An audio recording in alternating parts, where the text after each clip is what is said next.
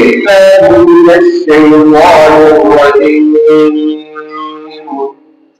بسم الله الرحمن الرحيم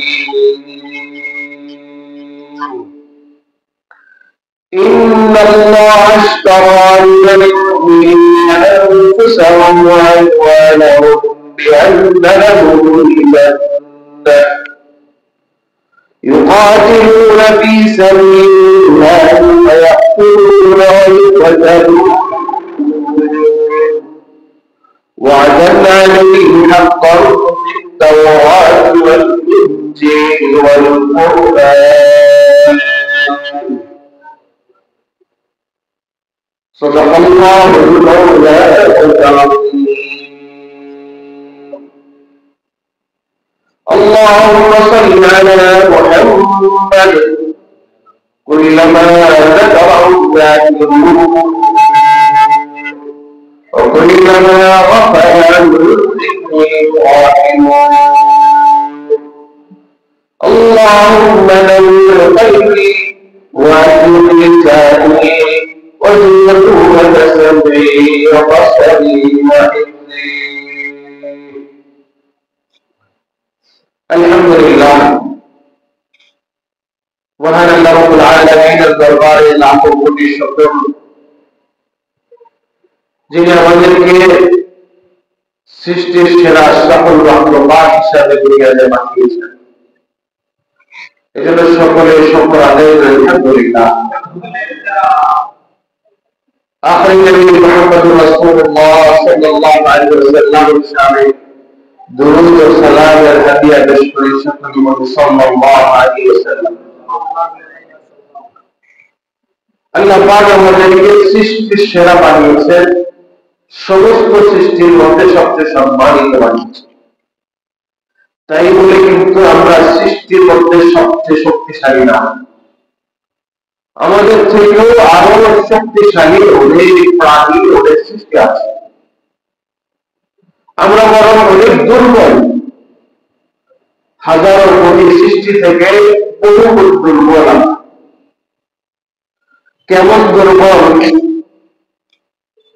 শীত আসলে আমরা কাবু হয়ে যাই গরম আসলেও আমরা কাবু হয়ে যাই না গরম সহ্য করতে পারি না শীত সহ্য করতে পারি শীত আসলে আমাদের কত রকমের পোশাক পায়ে মোজা শুধু মোজা যথেষ্ট না মোজার জন্য আলাদা জুতা শীত যেন না লাগে এরপরে পায়জামার লুঙ্গি তার ভিতরে আরো অনেক গরম পোশাক জামার ভিতরে গরম গেঞ্জি তার উপরে আবার কোট চাদর শেষ নেই কানের ঠান্ডা নিবারণের জন্য মাফলার আবার কানের টুপি মাথার টুপি গলার জন্য আলাদা বুকের জন্য আলাদা হাতের মোজা কত কিছু ব্যবহার করি শুধু একমাত্র ঠান্ডা থেকে বাঁচার জন্য পক্ষান্তরে গরমকালে আবার পাতলা জামা এত পাতলা ভিতরে গেঞ্জিটাও দেখা যায় তাও গেঞ্জিটাও আবার জালি হেড গেঞ্জি ফোটা ফোটা ভিতরে শরীর দেখা যায় কি বলে দিকে ফ্যান চলে আবার এসি চলে তাও হয় না আরো এটা কেন যে আমরা দুর্বল আল্লাহ পাক আমাদেরকে দুর্বল হিসাবে সৃষ্টি করেছে অথচ এলাকায় যে কুকুর বিড়ালগুলো চলছে তাদের কোনো জুতা নাই পোশাক নাই লাইট লাগে না রাতের অন্ধকারে নড়ানড়ি করছে কখনো পায়ে কোনো কাটা দিবে না জুতোও লাগে না চশমাও লাগে না আবার লাইটও লাগে না শীতের কোনো পোশাকও লাগে আল্লাহ পাক তাদের ওই শক্তিগুলো দান করেছেন কিন্তু তাই বলে মানুষ কিন্তু শ্রেষ্ঠ দুর্বল কিন্তু শ্রেষ্ঠ যে কোনো কিছু হলেই মানুষ ওই কুকুরকে বলে গালি দেয় কিন্তু মানুষকে আল্লাহ পাক শ্রেষ্ঠত্ব দান করেছেন বহু মানুষ শ্রেষ্ঠত্ব দান করেছে এই জন্য আমরা আল্লাহর কাছে কখনো চাই না যে তিনি যেন আমাদেরকে মানুষ হিসাবে সৃষ্টি করেন মানুষ হিসাবে দুনিয়াতে পাঠান এই আবেদন করি নাই আবেদন ছাড়াই তিনি আমাদেরকে দুনিয়াতে পাঠিয়েছেন। এজন্য আবারও সকল আদায় করে আলহামদুলিল্লাহ। আমরা তো অনেক আরামে আছি, একটা স্বাধীন দেশে আরামে আয়েসে আছি, খাবারের সমস্যা নাই, থাকার সমস্যা নাই। বহু দেশে মুসলমানরা নির্যাতিত, বিশেষ করে ফিলিস্তিনের মুসলমানরা নির্যাতিত, মুজাহিদরা নির্যাতিত, কষ্টের মধ্যে আছে। এই শীতে না তাদের শীত থেকে নিবারণের কোন উপায় আছে, না বৃষ্টি থেকে নিবারণের উপায় আছে, না খাদ্য খাবার আছে, না খাওয়ার আছে। মুজাহিদরা আল্লাহ রাস্তায় জিহাদ করছেন। আল্লাহ পাক তাদের সম্পর্কে বলেছেন সূরাতুত তাওবার 11 নম্বর আয়াতের সাথে, ইন্নাল্লাহা আশতারা মিনাল মুমিনিনা আনফুসাহুম, আল্লাহ তাআলা বলেন যে আমি মুমিনদের থেকে তাদের জান, তাদের মালকে আমি কিনে নিয়েছি, এর বিনিময়ে স্বরূপ আমি তাদেরকে জান্নাত দান করব। সুবহানাল্লাহ। মুমিনদের জানকে আল্লাহ পাক কিনে নিয়েছেন, তাদের মালকেও কিনে নিয়েছেন। শর্ত কি? তোমরা আল্লাহর রাস্তায় যা মালকে ব্যয় করবা, আর এর বিনিময়ে পরকালে আমি তোমাদেরকে জান্নাত দেব। সুবহানাল্লাহ। এখানে বিক্রি করলাম কিন্তু আমরা মুমিনরা, মুমিনরা হলো বিক্রেতা আর ক্রেতা হলেন স্বয়ং আল্লাহ রাব্বুল আলামিন। পণ্যটা কি পণ্য কিনেছে? আমাদের জান আর মাল কিনেছে। মূল্য হিসাবে দাম দিয়েছেন কি? দিয়েছেন জান্নাত। আর এই বেচা কিনার স্থানটা কোথায়? আল্লাহ। আল্লাহ পাক বলেন يقاتلون في سبيل الله فيقتلون ويقتلون, আমি এই শর্তে তাদেরকে জান্নাত দান করব, তারা আল্লাহর রাস্তায় জিহাদ করবে। وَعَدًا عَلَيْهِ حَقًّا فِي التَّوْرَاةِ وَالْإِنجِيلِ وَالْقُرْآنِ, আল্লাহ পাক এই ওয়াদা শুধু কোরআনে নয়, কোরআনও করেছেন, তাওরাতও করেছেন, ইনজিলও করেছেন। আসমানি পূর্বের দুই কিতাব এবং কোরআনের মধ্যে আল্লাহ পাক এই ওয়াদা করেছেন। সুবহানাল্লাহ। আমরা যদি আল্লাহর রাস্তায় নিজের জান মাল পরিবার করি, এর বিনিময়ে তিনি আমাদেরকে জান্নাত দান করবেন। ومن أوفى بعهده من الله فاستبشروا ببيعكم الذي بايعتم به وذلك هو الفوز العظيم। আল্লাহ পাক যাদেরকে তৌফিক দিয়েছেন, তারা জান মাল সবকিছু আল্লাহর রাস্তায় ব্যয় করছে, তাদের জন্য সুসংবাদ। কিন্তু বর্তমানে বিভিন্ন পরিস্থিতি আসলে এমন অবস্থা দাঁড়ায়, আমরা যে আসলে আল্লাহকে মহব্বত করি, আল্লাহকে ভালোবাসি, তার রাসূলকে ভালোবাসি, এর কোন প্রমাণ আমাদের কাছে। দুনিয়ার সামনে আসছে, আরেকদিকে আল্লাহ, আরেকদিকে আল্লাহর নির্দেশ, আরেকদিকে রাসূলের নির্দেশ। সত্যিকার ঈমানের আলামত হবে আমি দুনিয়াকে পিছনে ফেলে আল্লাহ এবং তার রাসূলের পথেই নামব। সুবহানাল্লাহ। কিন্তু আমাদের অবস্থা হলো এই যে আমরা আল্লাহ ও তার রাসূলকে পিছনে রাখতে রাজি, কিন্তু দুনিয়াকে ছাড়তে রাজি। কি বলে ঠিক কিনা? আল্লাহ পাক এই কথাটা এখানে উল্লেখ করেছেন, আল্লাহ ও তার রাসূলকে যে ভালোবাসবা, দুনিয়ার মধ্যে সবচেয়ে দামি 8 জিনিস থেকে আল্লাহ ও তার রাসূলকে ভালোবাসতে হবে। ওই 8টা জিনিস থেকে যদি তুমি আল্লাহ ও তার রাসূলকে ভালোবাসো, তাহলে তোমার ঈমান পূর্ণ, ওই ঈমানের দ্বারা তুমি জান্নাত পাবে। সুবহানাল্লাহ। জান্নাত কি এত সহজ? মুসলমানের ঘরে জন্মগ্রহণ করেছি, মুসলমানের এলাকায় থাকি, জুমার দিন যদি একটা ঘন্টা দিয়ে মসজিদে আসি, সবার সাথে জুমার দিকে চলে যাই, এটাই কি ঈমান? ঈমান কি এতটুকুই? আমাকে কোনো পরীক্ষা দেওয়া লাগবে না। আল্লাহ আল্লাহর রাসূল সাল্লাল্লাহু আলাইহি ওয়াসাল্লাম কত কষ্ট করেছেন, পরীক্ষা দিয়েছেন, নির্যাতিত হয়েছেন নিজের এলাকায় 13 বছর। মদিনায় গিয়ে সেখানে তিনি শত্রুদের মোকাবিলা করেছেন। কি বলে কথাটা কি? আল্লাহ তাআলা বলেন قل كان آباؤكم وأبناؤكم وإخوانكم وأزواجكم وعشيرتكم وأموال اقترفتموها وتجارة تخشون كسادها। হে নবী, আপনি বলে দিন, আল্লাহ পাক তার নবীকে বলছে, উম্মতকে আপনি বলে দিন, ইন কানা আবাউকুম ওয়া আবনাউকুম, তোমাদের বাবা মা, সন্তান সন্ততি, ভাই ব্রাদার, স্বামী স্ত্রী, ও আশিরাতুকুম, পরিবারের অন্যান্য সদস্য, ও আমওয়ালুন, তোমাদের সম্পদ, যে টাকা পয়সা আছে, ও তিজারাতুন, যে ব্যবসা বাণিজ্য আছে, যে ব্যবসা বাণিজ্য নষ্ট হয়ে যাওয়ার ভয় করো, ও মাসাকিন, যে বাড়িঘর তোমরা তৈরি করেছো, তারজাউনাহা আহাব্বা ইলাইকুম মিনাল্লাহি ওয়া রাসূলিহি ওয়া জিহাদিন ফি সাবিলিল্লাহ। এই আটটা জিনিস, বাবা মা, ছেলে সন্তান, ভাই ব্রাদার, স্বামী স্ত্রী, পরিবারের লোকজন, সম্পদ, ব্যবসা, বাড়ি ঘর, এই সব কিছু থেকে যদি তোমরা আল্লাহকে, তার রাসূলকে এবং আল্লাহর রাস্তায় জিহাদ করাকে ভালো না বাসো, তাহলে ফাতারাব্বাসু, অপেক্ষা করো, হাত্তা ইয়াতি আল্লাহু বিআমরি, অচিরেই আল্লাহ পক্ষ থেকে তোমাদের উপর গজব।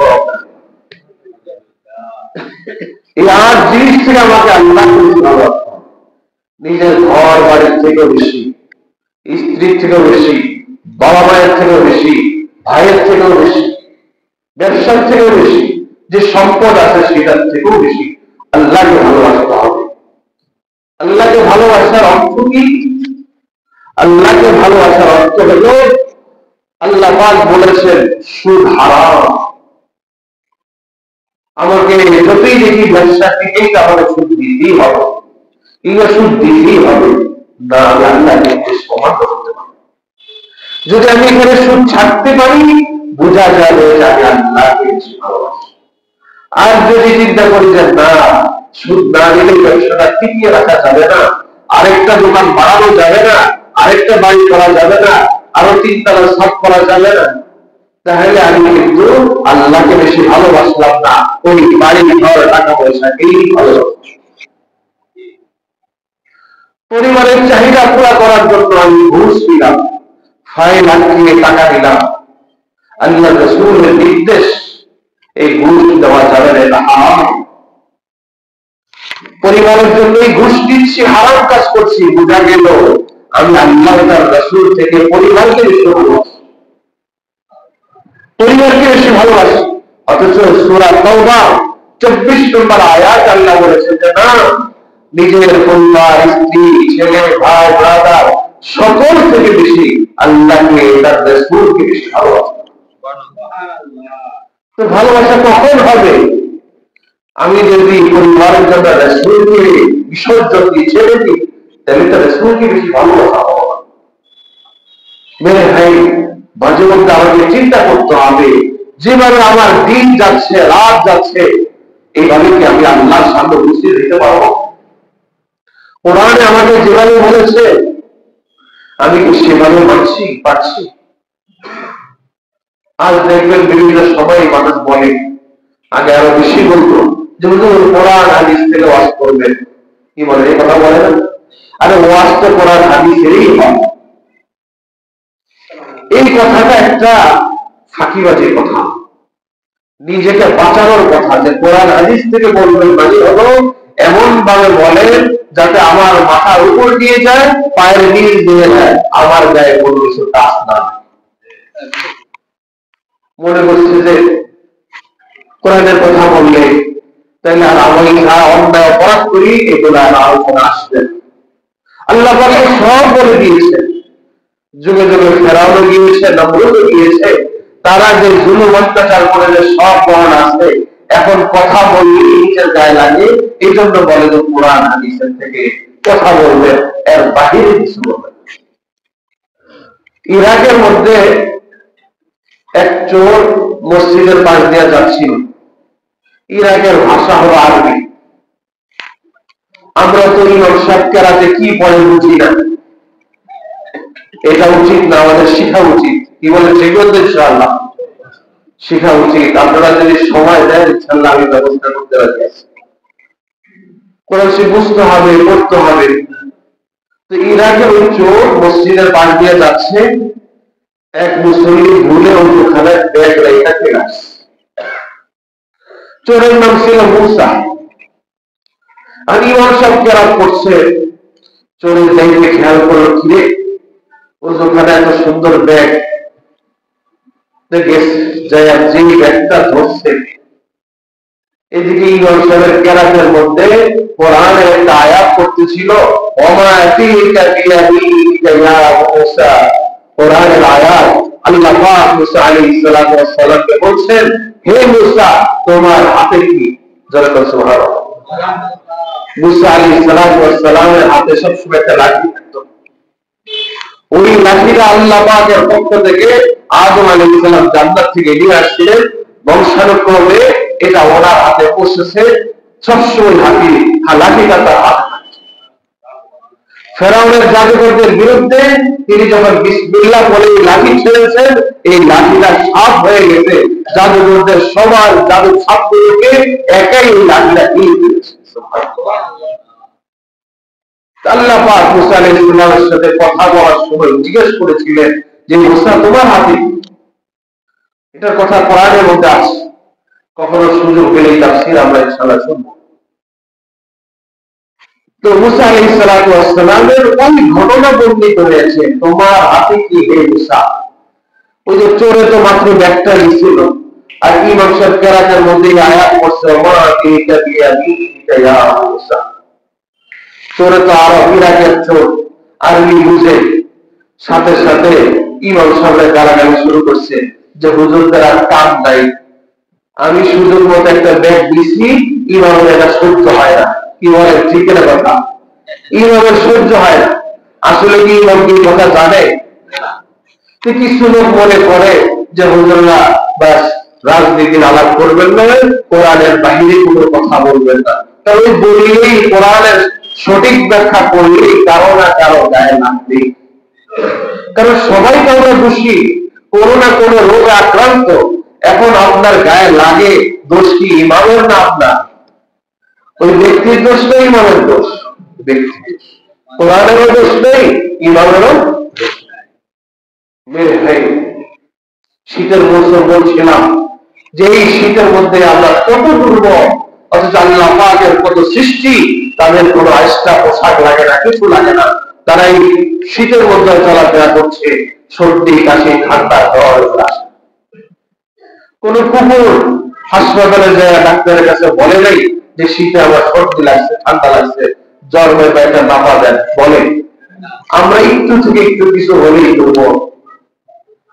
শীতের মৌসুম কিভাবে আসে, কেন আসে? আল্লাহ রাসূল সাল্লাল্লাহু আলাইহি ওয়াসাল্লাম একদিন আরজ করলেন, ইশতাকাতিন নার ইলা রাব্বি, জাহান্নাম আল্লাহ পাকের কাছে আরজ করতেছে, হে রব্বুল আলামিন, আকালাত বা'i বা'যা, জাহান্নামের কিছু অংশতে খুব আগুন গরম, কিছু অংশতে খুব ঠান্ডা। কিছু অপরাধীকে ঠান্ডার মাধ্যমে কষ্ট দেওয়া হয়, কিছু অপরাধীকে গরমের মাধ্যমে কষ্ট দেওয়া হয়। এই জন্য ঠান্ডা গরম দুইটাই জাহান্নাম আছে। আল্লাহ পাকের কাছে জাহান্নাম আরজ করতেছেন, রব্বুল আলামিন, আমার এক অংশ আর এক অংশকে খেয়ে ফেলছে। জাহান্নাম কিন্তু এই দুনিয়া আসমান যখন সৃষ্টি হয়েছে তখন থেকেই কিন্তু জাহান্নাম প্রস্তুত রাখা হয়েছে, এখনো জাহান্নাম প্রস্তুত আছে। কোথায় কিভাবে আছে আল্লাহ পাক ভালো জানেন। আল্লাহ রাসূল সাল্লাল্লাহু আলাইহি ওয়াসাল্লাম যখন মেরাজে গিয়েছেন তখন ওই জান্নাতও দেখে এসেছেন, জাহান্নামও তিনি দেখে এসেছেন। তো এত গরম, দেখবেন আমাদের মা বোনেরা যখন চুলায় পানি গরম দেয়, যখন খুব তেজ হয়, ভিতরে খুব আওয়াজ করতে থাকে, ওই উত্তারের কারণে ঢাকনাটাও পড়ে যায়। কি বলে, হয় না? একসময় মনে হয় যে আওয়াজ করতে থাকে, মা দৌড়ায় দেয়, চুলা কমায় দেয়। তো আগুন বলতেছে, জাহান্নাম বলতেছে, রব্বুল আলামিন, আগুন এত বেশি উত্তপ্ত হয়েছে যে আমার এক অংশ আরেক অংশকে খেয়ে ফেলে, আমি আর সহ্য করতে পারছি। আল্লাহ পাক তখন নির্দেশ দিলেন, বিনাফাসিন, তুমি বছরে দুইবার দুইটা শ্বাস ফেলবা, একটা হলো গরমের শ্বাস আর একটা হলো ঠান্ডার শ্বাস। বছরে একবার তুমি ঠান্ডার শ্বাস ফেলবা। আল্লাহ রাসূল বলেন আমরা যে দুনিয়াতে ঠান্ডা অনুভব করি এটা হলো জাহান্নাম থেকে এসেছে। সুবহানাল্লাহ। আবার যে গরম অনুভব করি এটাও কিন্তু জাহান্নাম থেকে এসেছে। যাই গরম আর ঠান্ডা এটা জাহান্নাম থেকে আসা। আল্লাহ পাক এটা এক এক দেশে এক এক সময় এক এক ভাবে এটাকে পরিবেশন করেন। আল্লাহ পাকের কুদরতি নিজাম। আমাদের এই অঞ্চলে দেখেন এখন ঠান্ডা, সৌদিতে গত 2 দিন আগে বৃষ্টিতে ভরপুর পানি। গতকালকে আমেরিকায় আগুনে সবপুর সরখা, সেখানে শুষ্ক আবহাওয়া। আল্লাহ পাক এক এক জায়গায় এক এক ভাবে এটাকে পরিবেশন করেন। এই শীতের মৌসুমে আমাদের উচিত এই কথাগুলো চিন্তা করা যে শীত আর গরম এটা কিন্তু জাহান্নাম থেকে এসেছে। আমাদের বোঝা উচিত যে সাধারণ জাহান্নামের শ্বাস সেটার তীব্রতা যদি এত বেশি হয় তাহলে জাহান্নামের গরম আর ঠান্ডা কি পরিমাণ আছে। সুতরাং আমাকে ওই জাহান্নাম যেন আমি না যাই, জাহান্নামে যাই যে সমস্ত কারণে এগুলার থেকে নিজেকে বাঁচি। কি বলে রাজি আছেন ইনশাআল্লাহ? যেই কাজ করলে বান্দা জাহান্নামে যায় আল্লাহ পাক তাদেরকে জাহান্নামে দেন, আমি ওই সমস্ত কাজ থেকে বেঁচে থাকি। জাহান্নামে যেই না হয় এমন কোন কথা কাজ আমি করব। এই শীতের মৌসুমে আমার এই একটা প্রতিজ্ঞা হওয়া উচিত। রাসূল আকরাম সাল্লাল্লাহু আলাইহি ওয়াসাল্লাম একদিন শীতের মৌসুমে নামাজ পড়তে বের হয়েছেন। শীতের মৌসুমে সাধারণত গাছের পাতাগুলো ঝরে যায়, পড়ে যায়। একটা গাছের কিছু পাতা ঝরে গেছে, কিছু ঝরে পড়বে এমন অবস্থা। তাই রাসূল সাল্লাল্লাহু একটা ঢাল ধরে তাপ দিলেন, আবার ছেড়ে দিলেন, সাথে সাথে পুরা গাছের সব পাতাগুলোই ঝরে যায়। বললেন দেখো এই যে শীতের মৌসুমে গাছের পাতাগুলো ঝরে যায়, কোন বান্দা যদি ভালোভাবে ওযু করে পবিত্রতা অর্জন করে এরপরে মসজিদে গিয়ে নামাজ আদায় করে, এইভাবে 5 ওয়াক্ত নামাজ যদি কেউ পড়ে তার জিন্দেগির গুনাহগুলো এমন ভাবে ঝরে যায় যেমনি ভাবে শীতকালে গাছের পাতাগুলো ঝরে। আমরা সুবহানাল্লাহ বলতে রাজি, কিন্তু ফজরে কয়জন আসছে হিসাব করে।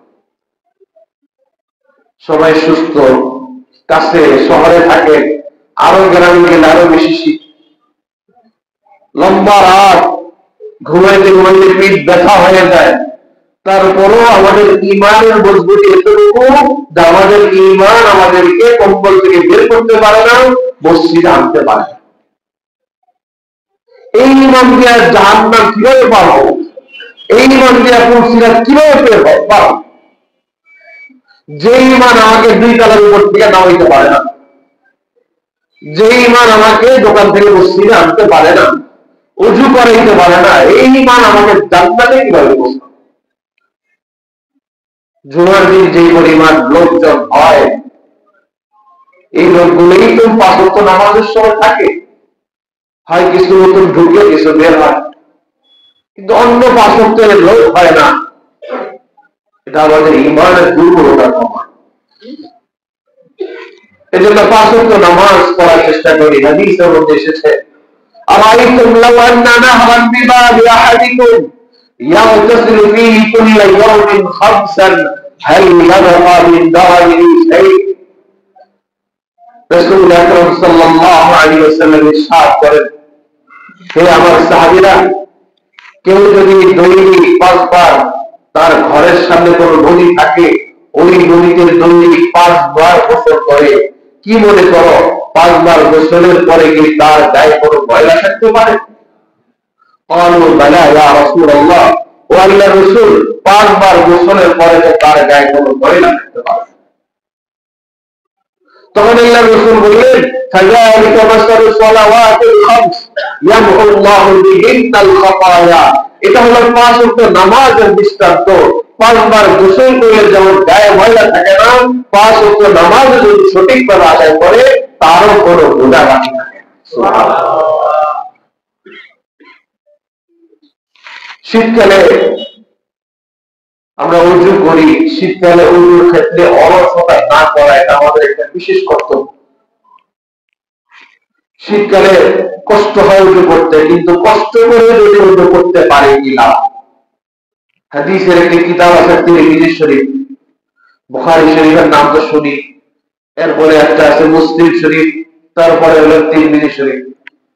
তিরমিজি শরীফের একটি হাদিসের মধ্যে আল্লাহ রাসূল সাল্লাল্লাহু আলাইহি ওয়াসাল্লাম ইরশাদ করেন, আলা আদুল্লুকুম আলা মা ইয়াফাল্লাহু বিহি মিনাল খাতায়া ওয়া ইয়ারফাউ বিহি দারাজাত। রাসূলুল্লাহ সাল্লাল্লাহু আলাইহি ওয়াসাল্লামের বয়ানের কিছু ঢং ছিল। একটা হলো প্রথমে শ্রোতাদেরকে প্রশ্ন করা। আমরা যারা শিক্ষক, আমরা ছাত্রদেরকে কিভাবে পড়াবো এটার কিছু ট্রেনিং আছে, এবং এই ট্রেনিংটা হাদিস থেকে শিক্ষা। আমরা তো হাদিসে কি আছে এটা জানি না, এই জন্য আমরা মনে করি যে এখনকার শিক্ষা বিজ্ঞানীরা যারা শিক্ষা বিষয়ে গবেষণা করেন তারা এই কারিকুলামটা বের করেছে। আসলে সবকিছু গবেষণা করলে পাওয়া যায় এই কারিকুলামের মূল উৎপত্তি যিনি উদ্ভাবন করেছেন তিনি হলেন আমাদের প্রিয় নবী সাল্লাল্লাহু আলাইহি ওয়াসাল্লাম।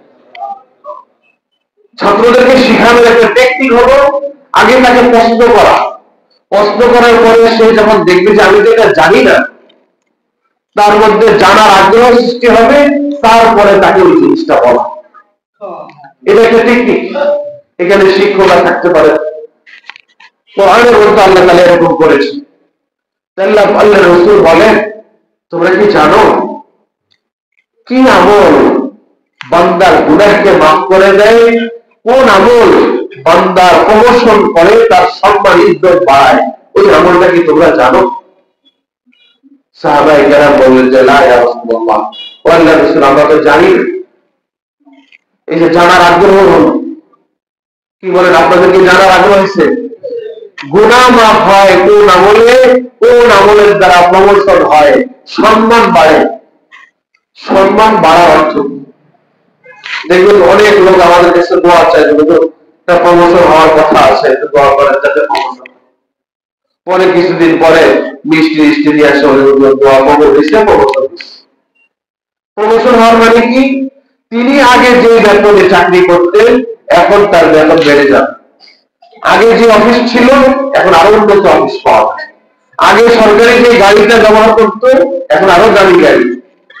আগে যে সরকারি কোয়ার্টারে থাকতো এখন আরো উন্নত কোয়ার্টারে থাকতো। প্রমোশন হওয়া মানে তো কিছু আমল আছে, ওই আমল গুলো যদি বান্দা আমল করে তাহলে জান্নাতের মধ্যে তার প্রমোশন হয়। সুবহানাল্লাহ। সে আমলটা কি? এক নম্বর হলো ইসবাহুল উযু আলাল মাকান। কষ্ট হয় তারপরেও পরিপূর্ণভাবে ভালোভাবে উযু করা।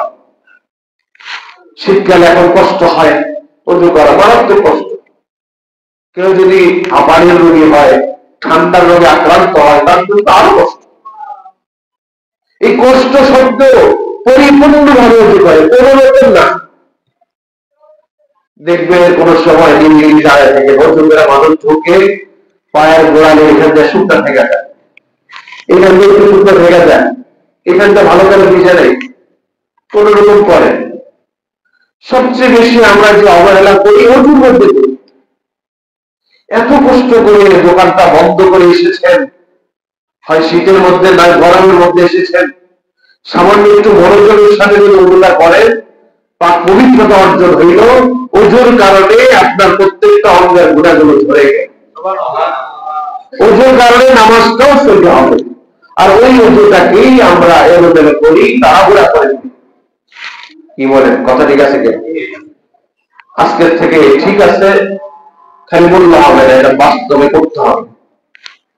ওজোর শুরুতে মিসওয়াক ব্যবহার করেন, ওজোর শুরুতে বিসমিল্লাহ বলেন, আপনার ওজোর দাম বেড়ে যায়। হাদিসের মধ্যে আছে কেউ যদি বিসমিল্লাহ বলে ওযু শুরু করে, এই ওযু যতক্ষণ থাকবে ফেরেশতারা ততক্ষণ তার আমলনামায় সওয়াব দেবে। সুবহানাল্লাহ। এখন দেখেন আজকে কয়জন ওযু করার সময় বিসমিল্লাহ বলছে। সুন্নত তরিকা ওযু করলে, ওই ওযু করলে এই যে হাতটা ধুলে সর্বশেষ যে ফোঁটাটা পড়বে ওই ফোঁটার সাথে হাতের গোড়া মিল হয়ে যাবে। এগুলো একটা আমার বানানো কথা না, প্রত্যেকটা হাদিসের রেফারেন্স পৃষ্ঠা নাম্বার আছে, কারণ লাগিয়ে আমার থেকে শিখতে পারবো। আমার কোনো বয়ানের কোনো বিষয় যদি বিস্তারিত জানতে চান, আমার সাথে ফোনে জেনে নিতে পারবেন, অনলাইনে এবং জীবনে হোক জানতে পারবেন। এইটা জানানো, এটা আমার দায়িত্ব, শিখা আপনাদের দায়িত্ব। তো বলছিলাম আমি উজু শীতের সময় যেন অলসতার সাথে উজু না করি, কার্পণ্যতার সাথে উজু না করি, পরিপূর্ণভাবে যেন উজু করি। পরিপূর্ণভাবে উজু করলে গুনাহ মাফ হবে এবং জান্নাতের সম্মান বৃদ্ধি পাবে। সুবহানাল্লাহ। 2 নম্বর হল ওয়াসকাসরাতুল খুতা ইলাল মাসাজিদ। মসজিদের দিকে বেশি বেশি কদম ফেলানো। মসজিদের দিকে বেশি বেশি কদম ফেলবে কখন? দিনে একবার মসজিদে আসলে এক ওয়াক্ত। বহু মানুষ আছে নামাজ 5 ওয়াক্ত পড়ে কিন্তু 2 ওয়াক্ত মসজিদে আসে, বা 3 ওয়াক্ত আসে, বা 1 ওয়াক্ত আসে, বাকি 5 ওয়াক্ত খুব কম আসে। কি করে এরকম আসে কিনা? তো যে কম আসলো তার কি মসজিদে আসার কদমের সংখ্যা বাড়লো না কমলো? কমলো। মসজিদে আসার পায়ের কদমের সংখ্যা যত বাড়বে, প্রতি কদমে নেকি লেখা হবে, প্রতি কদমে গুনাহ হবে।